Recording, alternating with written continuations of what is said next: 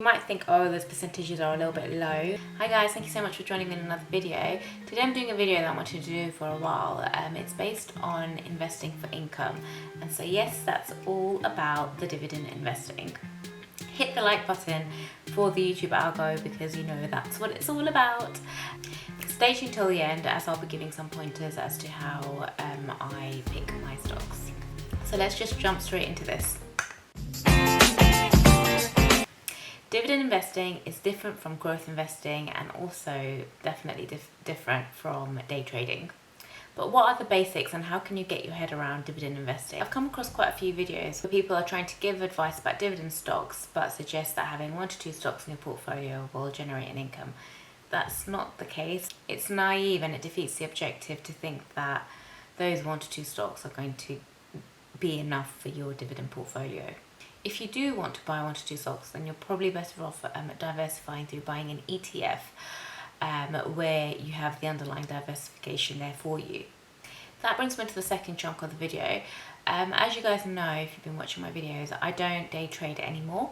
I will invest in about 10 to 15 stocks every year, and at the end of the year I will review them. I'm about 4 months away from doing my actual review, so subscribe and hit the like button so you can keep notified as to when my video will be out on me picking my stocks for next year. And then I'll probably do like a little share and a video on how I go about picking those stocks.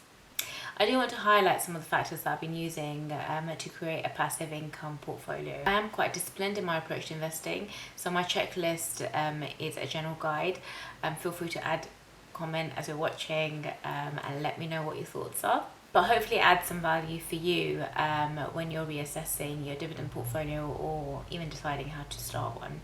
Just to put a disclaimer out there, I'm not a financial advisor, so it's probably prudent to use some kind of checklist or a systematic approach when you are considering investing in particular stocks and picking those stocks. So the first thing I want to talk about is passive income is the dream, right? So you want to go to sleep and you want your money to be working for you. You want to be making money while you're dreaming, literally. That superhero called Capital will be working 24/7 while you're not doing anything. One of the key strategies to do that is to purchase dividend paying stocks. And that's a subset of stocks that consistently provide payouts once you've invested your initial amount. So let's rewind and go back to the basics. What is a dividend even? Dividend is a payment to owners of a stock from the profits generated from a business. In order to become an owner, you must buy the company's stock in the first place. And then as the owner, you ultimately become entitled to a share of that company's profits.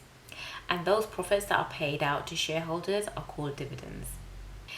The dividends are paid out per stock, so the more stocks you own, the bigger the amount of dividend that you're going to get, or the more that you'll be paid, I suppose. Companies can decide whether they want to pay out dividends quarterly, monthly, annually. It's totally up to them. But the most common one that we tend to see is quarterly dividends. And that's as sweet as it gets. You get paid every 3 months from your dividends.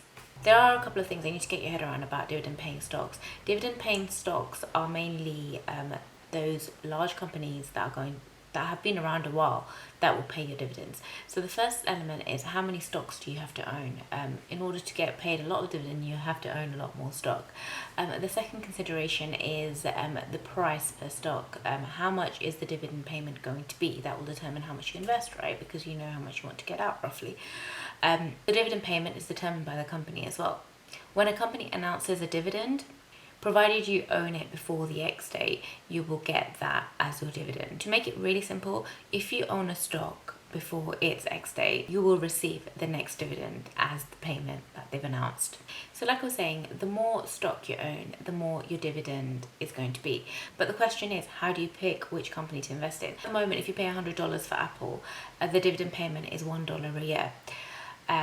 And that's dividend per share divided by the stock price. Whereas compared to Johnson & Johnson, it's 3%. So for a dividend investor, Johnson & Johnson is suddenly a little bit more interesting because you're getting a little bit more for your money. We do need to bear in mind that the motivation for a dividend investor is a lot different from the motivation of a growth investor.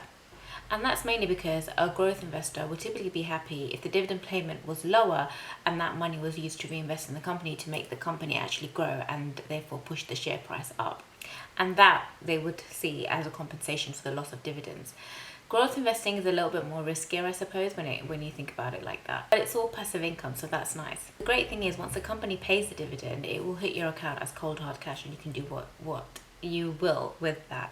And if you don't need the money straight away, you can turbocharge your investments by reinvesting the dividends back in to grow your pot even more. For that, the terminology is drip investing, so dividend reinvesting. But all it essentially means is using your dividends to buy more stocks so that next year you'll get paid more.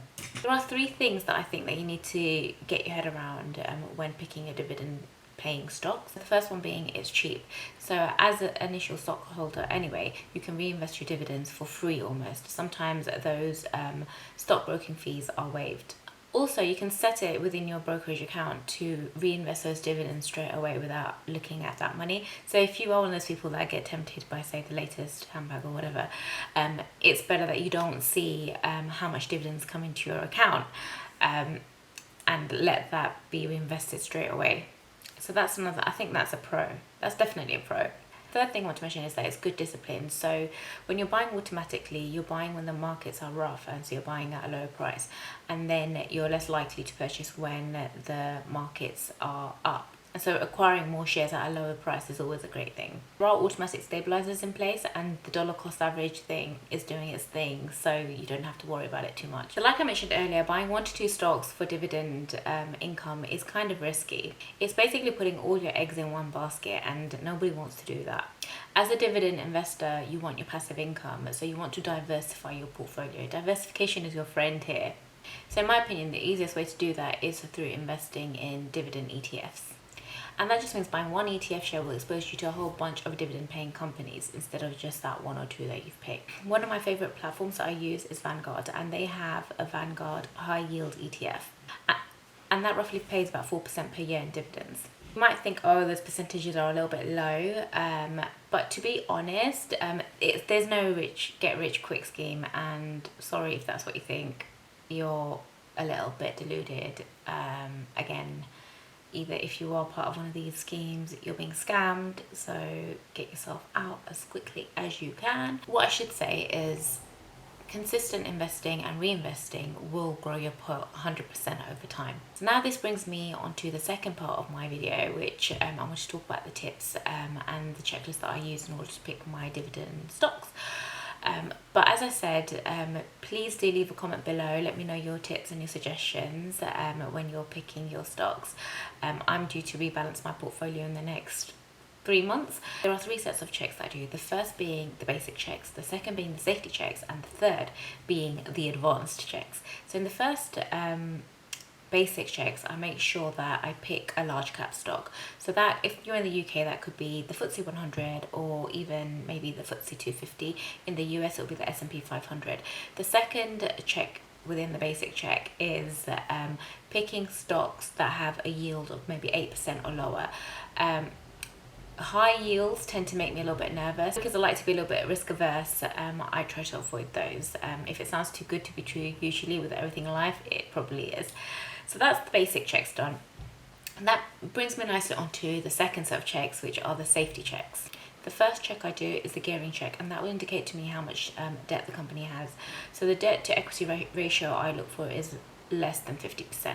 The second safety check I look at is the dividend cover, and that tells me how much earnings there are to cover the dividend payments. If this is more than 1, that is good because it indicates they don't have to use their reserves in order to pay out the dividends. So for me, this has to be more than 1.5 as that provides a nice buffer. The third thing I look at is the current ratio, and that tells me how robust the company will be in paying down its debts if, say, it faced a global pandemic situation. Anything greater than 1 in this scenario is perfect. Okay, so the final set of checks that I do are the advanced checks. So the first thing is looking at the F score. That's the PO Trustkey F score, and it's quite an interesting method developed by a very smart chap that determines how robust a company's finances are. There's a lot of information out there in the public domain about the F score, and you can do your own research if you like. Wikipedia pages. I don't always trust wiki pages, but generally there's a lot of information out there, but for the purpose of this video, we want the F score to be 7 or higher. Okay, the next thing I look at is the beta. So the beta determines the volatility of a stock in the market. As a dividend investor, you don't want too much volatility. You want a robust stock to ride out any rough waves. So we always want for this process to look for a beta which is less than 1. The final thing that I look at in terms of my advanced checks is the Z score, and again it's a little bit like the F score. There's a lot of information out there if you want to read up on it and in more detail, but the Z score has to be greater than 2.6, and that is determined as being in the safe zone for when you're picking stocks. And the Z score typically will determine how close a company is to bankruptcy within the next 2 years. So it's quite an important one to look at. So there you have it. That's my list of my checklist of how I pick dividend stocks. I would love to know what you guys are doing. Let me know in the comment section below. But until next time, cheers guys. Actually, please like, comment, subscribe. Do subscribe if you haven't already. I'm a new channel, so I would love all the support that you guys can offer. But until next time, cheers guys, bye.